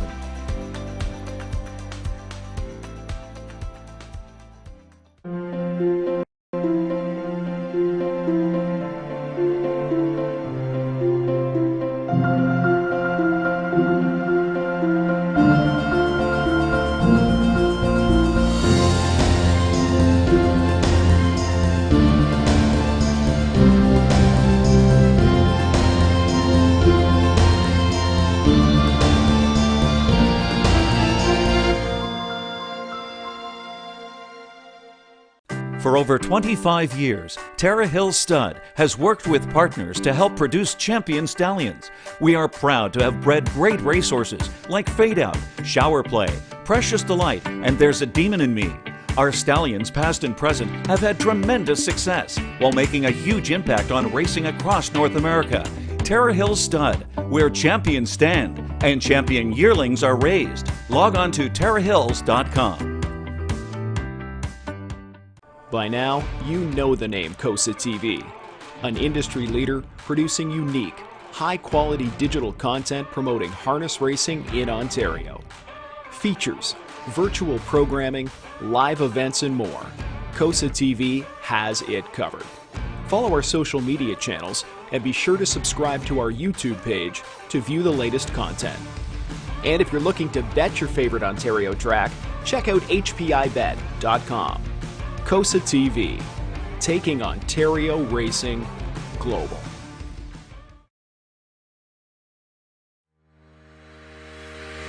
Own a little and love it a lot. TheStable.ca is an award-winning fractional ownership operation. Buy as little as 1% of a racehorse and experience 100% of the thrill. TheStable.ca makes ownership easy, accessible, and affordable. Communication and customer service are at the heart of everything we do. Get started at TheStable.ca.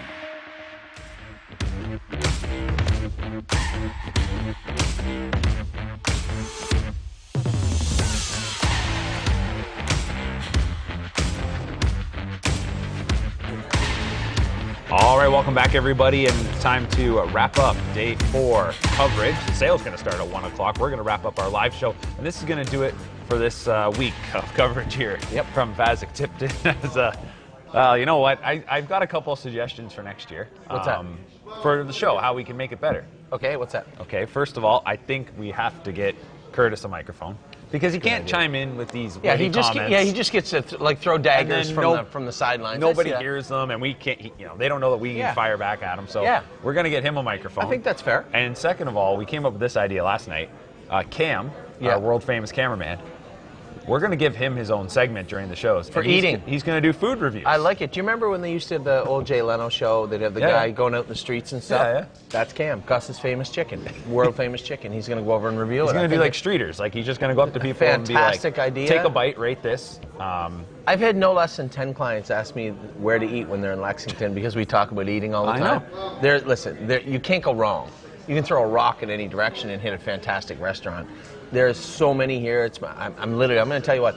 Gorgeous package and Irresistible Sun have to be extra good on Saturday night because I guarantee you I'm 190 right now, and it is literally as I get closer to Lexington every year, I really have to. If you start planning for a lot more strawberries and apples than steaks in the month of August. I can tell you that. Yes, well, and it's a fantastic time and. I do want to give Cam this food blog because he knows on the whole grounds. He knows where everything is. Yep. If there's ice cream at this consignment. Day one, we were going over that way, and I'm like, oh, we got to give Curtis with videos, and we got to get Curtis, we got to have content. He says, whoa. Hunterton is having steak sandwiches in 15 minutes. We really have to shut it down just for a little bit. He knew, like it was like his stomach's like, whoa. You have to go 8 minutes that way. We don't have enough time to do this. We had to stop, go back to Hunterton, devour all these steak sandwiches, and then go finish it. Which, man after my own heart, I think it's fantastic. He knows. He knew where the tacos. He knew where the taco truck was. He knows where Gus's famous world famous chicken is. He knew what time they were serving steak sandwiches. He knew where all the ice cream was. We get the double Dutch chocolate at Diamond Creek, or we can go over and get the mint chocolate at Preferred. He knows. Very disappointed that Preferred ran out of ice cream. He was crushed last night. I didn't realize they ran out. Sorry to break it to you. Well, they did. He went too many times, I guess. I guarantee he said 9. How many? 9? 9 like tubs of ice cream in the little tub. How many? 10? I had at least some for everyone else. How many if you were going to say? Guess. In total? Total. 6? All week. It says 3. Oh my God. And he can't tell the truth. I don't know him that long, but he cannot tell the truth. Well, next year I think we're going to incorporate a couple of news segments. Yeah, if he ate enough, I'll tell you what, if he was lactose intolerant, we would not see him the entire week. That's how many he ate.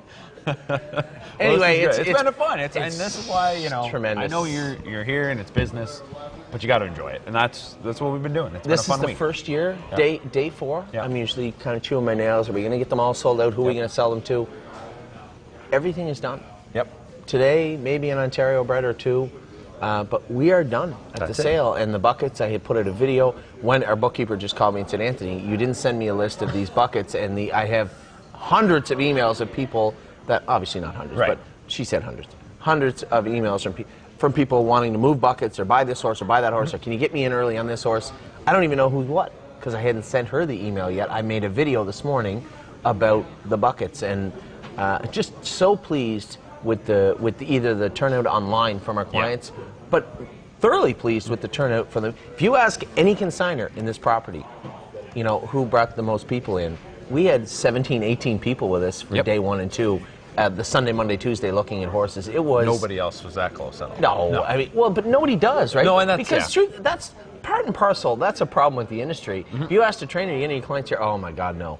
Like they really want to duck them. Yep. Where I would just be happy if we had 50 clients walking into a consignment with us, and not that distant future, we will have 50 clients walking in with us. I love hanging around with our clients and just showing them exactly what we're looking at and what we're trying to do, and it appears that they love to be a part of it. They do. That is maybe my most, the happiest I am is when all these people are just having a good time at our expense. Yeah. And that's what it's all about. All right. Well, my last question before we wrap things up, it's only 2 minutes away from 1 o'clock, is maybe I'm putting you on the spot here, but like a top pick, you know, which one are you? Well, you're going to have to, too. I will make it one. I've got one. I already know which one I was going to go Steve with. must have known we were doing this. He hid. He doesn't want to make the top pick. Top pick from... My top pick. Trotter or Pacer?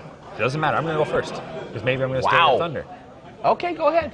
Was one that when we got here on Monday afternoon, we went around to the different consignments. There was one that, you know, caught my eye, and we talked about it that night, and I said, probably not going to be able to get this horse. I know who you're going to pick. Solidarity, hip 111, the Tall Dark Stranger out of Kissing in the Sand. She was a fantastic race mare. This is her first foal, and very much over the years, you have seen horses who people get down on very quickly when their first crop doesn't hit. Oh, 100%. Sweet Lou. We didn't knew have a great first crop. Yep. But look at them now. Yep. And I think listen, this is Better's Delight, and Tactical Landing. You could go over and over and over all the people. I like this. Expectations never. It's very rare you see people's expectations get met from first crop sires, and I think you're 100% right. You are putting me on the spot. I knew who your pick was going to be, and I was still filing through all mine. You know who mine is? I'm going to tell you right now who mine is. Don't ask again. This is the Captain Corey sister to Pickpocket. Yep. I just don't see a downside for what we paid for her. I think, regardless of what she becomes, 1, she's worth a lot of money as a broodmare. Yep. 2, beautiful, absolutely stunning filly. And 3, I am going to. We have 5. We talk quickly about our weanlings. We have 5 mares of ours in foal to Captain Corey. And I loved Captain Corey. I was at the Meadows, his first stake win, which I'm not mistaken was his first lifetime win. He literally looked like an aged horse from the Open that they allowed to race against 2-year-olds in their first lifetime start. I have never seen a more decisive winner and a more impressive 2-year-old than I did that day I was at the Meadows for him. And he was such a good horse. Such a good horse with a beautiful gait. I just, don't ask again. Is going to be my top pick of the 2024 Lexington Select. You're going with the Tall Dark Stranger to Kissing in the Sand. Yep. I'm going with the Captain Corey from the Moneymaker line, and we'll see a year from now. Do this again. Absolutely. I suspect if I'm right and you're wrong, we won't hear about it, but if you're right and I'm wrong, it might be an entire segment. All right. Well, that's going to do it for our coverage here from the 2024 Lexington Selected Yearling Sale. The sale goes today and tomorrow. Yeah. They'll still be on all the social feeds, all the channels, YouTube, Facebook. There will be updates. Our live shows come to a close, though, and Anthony, I just want to say thanks so much for having us. This is a treat every year. We have a blast, and this is really a lot of fun. You know, the one thing that caught my eye this year was how many people were commenting. The feeds, right? How interactive people were with, and I had people all week coming up to me saying, you know what, it's so cool the way you guys did those segments and the way that, you know, Curtis, the producer, Curtis, put them all together, and having, you know, my family here and having, you know, James here, at least for most of the time, having James here and everybody else, you know, whether it's you or Cam or everybody, it's just so nice. This is absolutely a giant circle on my calendar. And it's just one of those things I told you the other day, right?